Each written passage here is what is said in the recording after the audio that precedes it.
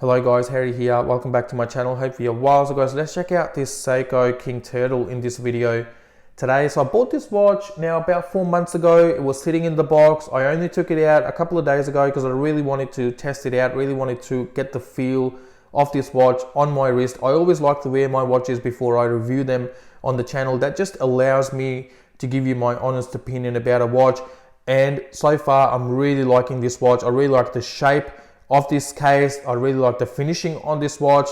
It feels like a premium product, and I really like the waffle dial on this watch as well. Now, if you're in Australia, you're looking at a retail price of $950. If you're in the US, I believe the retail price is about $595. Obviously, I didn't pay the full retail price for the watch I have here with me today. I always share what I pay for my watches.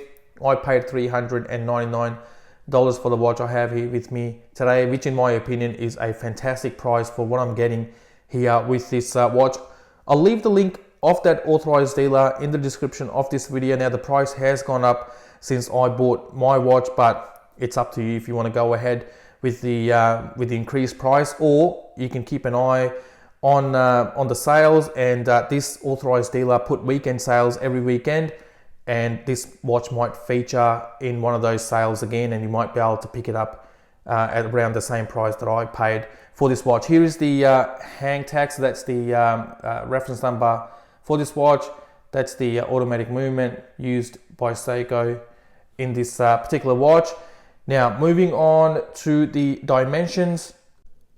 So the case size on this watch is 45 millimeters with a lug-to-lug distance of 47.7 millimeters, so fairly compact. Case thickness is 13.2 millimeters, and we have a lug width of 22 millimeters on this watch. Now, because of the shape of the case, it doesn't really wear like a 45 millimeter case or your traditional 45 millimeter case. It wears more like a 42.5 millimeter case. So if you can pull off a watch with a 42 mil case, I don't see you having many issues pulling this watch off as well. I'll put it on my wrist at the end of the video to show you how it fits my average wrist, so stay tuned for that. Now, as I mentioned earlier, this watch really feels like a premium product, and a lot of that comes down to how it feels on the wrist and the way this case is finished. It is really nicely done. We have high polished finish along the sides, and the upper surfaces are really nicely brushed.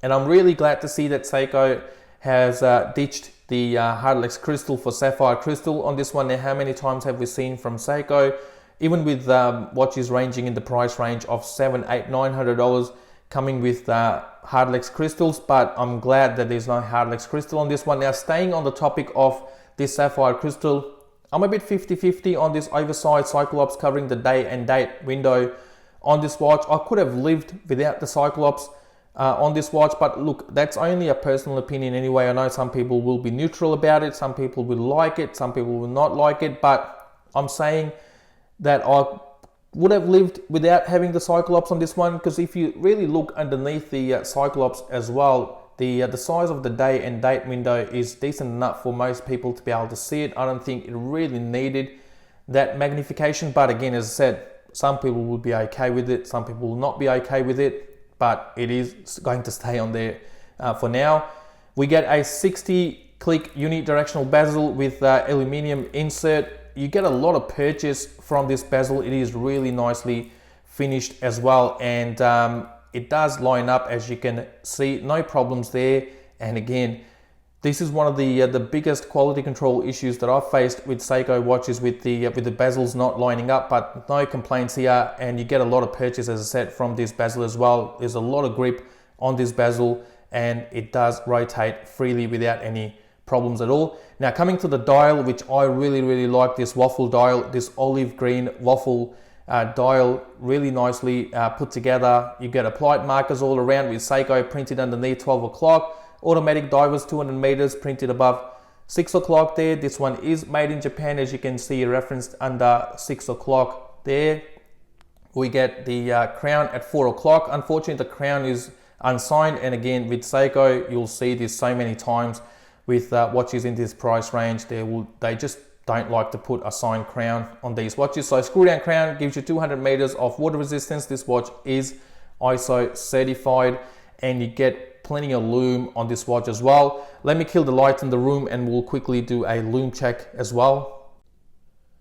So here is the lume, guys. As I said, plenty of lume on this watch. Seiko's LumiBrite is one of the class leading in this price range, and no disappointment here with the quality of lume put on this watch. As you can see the pip lume there as well, and you can see the seconds hand rotating at the moment with that lollipop lume on the seconds hand. And as I said, plenty of lume. No lume at 3 o'clock because that part of the dial is taken up by the day and date complication. But apart from that, whatever we have on this watch, it is plenty. No disappointment with the quality of the lume put on this watch by Seiko.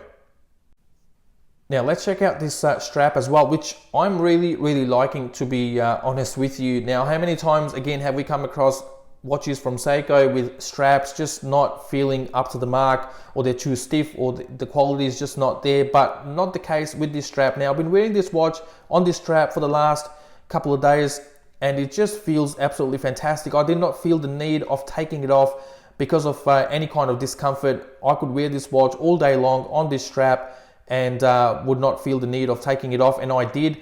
And yeah, this strap really feels high quality, and it is really comfortable on the wrist. It has a lot of flex to it. It is textured on the inside, plain on the upper surfaces, and it matches up with the dial really nicely as well, as you can see. And the hardware on this strap feels good quality as well. You get stainless steel buckle with Seiko sign on the buckle, and same goes for this one oversized stainless steel keeper as well. The brush finish on the keeper and on this buckle matches up really nicely with the brushed surface on the upper surfaces of the case. So from the strap point of view, absolutely fantastic. I've got no complaints about this strap. But with this 22mm lug width, I mean, you can just try multiple other straps that will go with this watch really nicely, and you will not really miss out on trying different things with this watch. So for me, I have no complaints about this strap. I really like this strap, and as I said, really comfortable and feels like a decent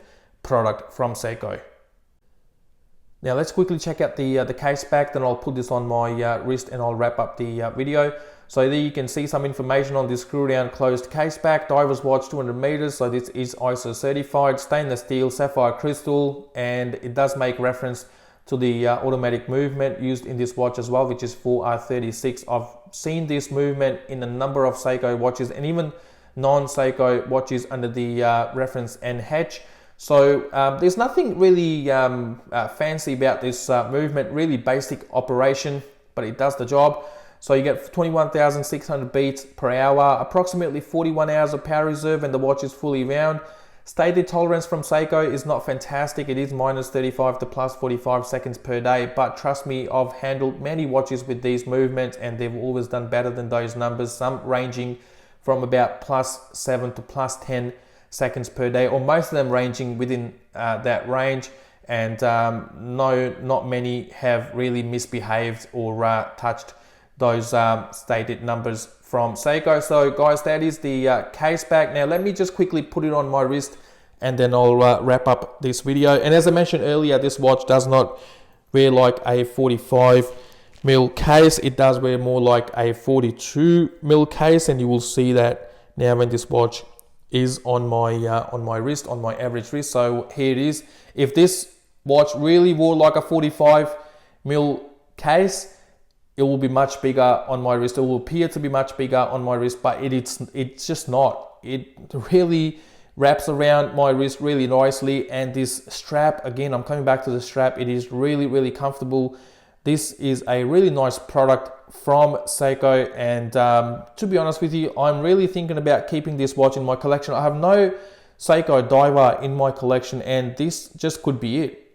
And if you don't like this strap, or you want to change it out for something else, you got the drilled lugs that will really help in swapping these straps out for something different. So guys, this is it. Thank you very much for watching. I'll see you with my next video shortly. Hope you enjoyed it. Look after yourself and take care.